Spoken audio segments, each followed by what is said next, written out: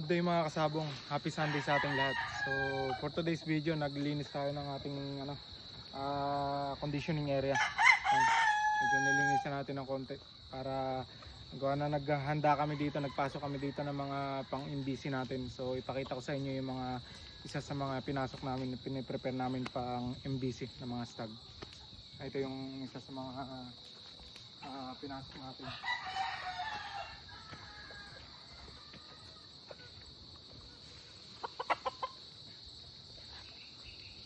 Billing, ano, mga kapapangas pa.